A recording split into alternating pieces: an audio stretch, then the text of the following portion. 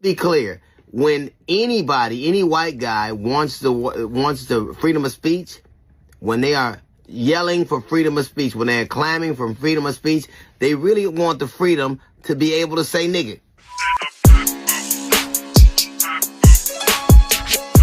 White folks can't be roasting about certain things. I'm being honest. Your certain things as a white brother should not ever come out of your mouth. I don't give a fuck if it's a joke or not. There's no emotions attached to a roast.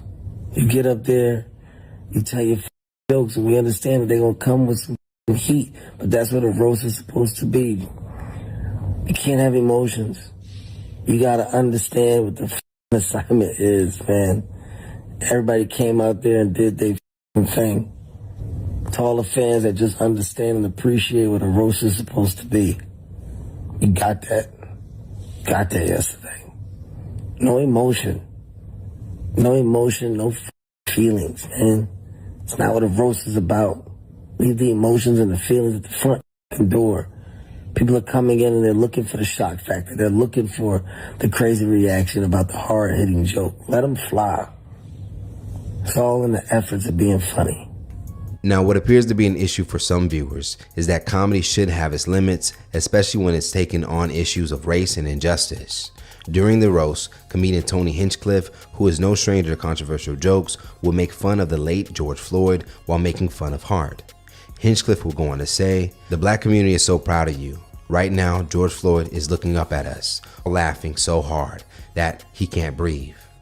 In a wide shot of the stage, Hart can be seen laughing at the moment, and this appears to be the reason for his latest backlash. So not only are you disrespecting the dead, you say the niggas in hell looking up at us laughing. Talking about you can't breathe. Yo, nigga, I'm sorry, man. This is where I have to agree with what they're talking about. That nigga Kevin Hart is sellout.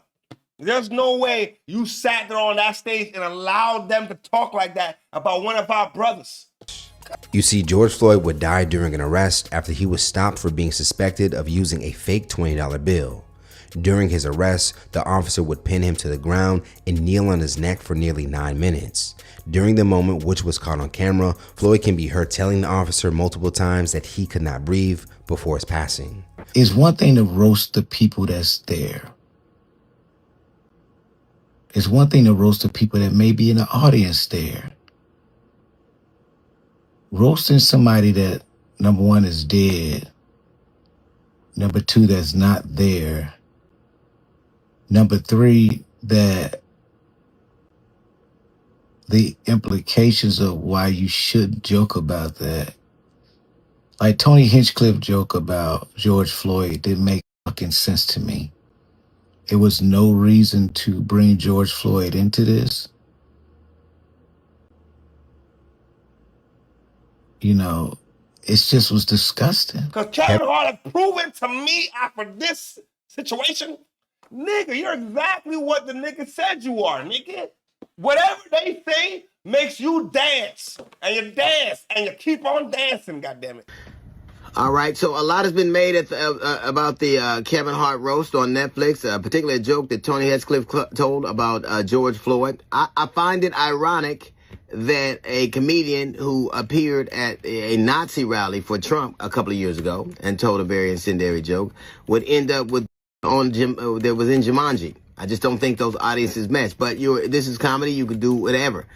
The spirit of a roast, I remember years ago when it was the Dean Martin roast, you got the sense that those people liked each other. Those people had an affinity for each other. That it was kind of tongue-in-cheek. I don't get that sense at all. You are entitled to tell a joke, but it cannot be just jokes when the very audiences that support that kind of comedy got upset when someone said anything about Charlie Kirk. As I recall it, there were calls made to try to get people fired for just saying anything about Charlie Kirk. It cannot be just jokes when the current president of the United States of America is trying to get a comedian fired for telling a joke he didn't like. One thing about it, you can't tell people what to be offended by and what not to be offended by. Everybody laughing until it's their family member that get murdered. Then it ain't funny. Then it ain't funny when it's your family member. It's funny when it's everybody else's family member, and it's cool when it's everybody else's family member. When they come to your doorstep, you want everybody to feel a certain way. See, I rode for my brother. Didn't take a dime from nobody. Risked everything I had going on in real time. No cap, no lies. 29 different states marching for my brother. Didn't take a dime from nobody. Every dime they tried to pay me, me and Q gave back to the community. Wherever we went, we gave it back. So you can't tell people that risk things and that really love somebody to feel a certain way when he's disrespected. Clown shit. Y'all keep laughing though. Kevin Hart is exactly who Harriet would have left behind. Kevin Hart has sold a caricature of being black for years. He embodies stereotypes that white people think are funny and then profits from them. So it's not surprising at all that he would let white people play in his face like that. White people in a roast, I'm gonna be racist, but I'm just playing. Now, what makes Hart's laughter for some a bit more concerning is that back in 2020, he would film himself showing how upset he was about George Floyd's death. George Floyd's death is another pure display of hatred, racism at the highest level. And after it's over, the thing that can almost at least correct is immediate reaction of consequences.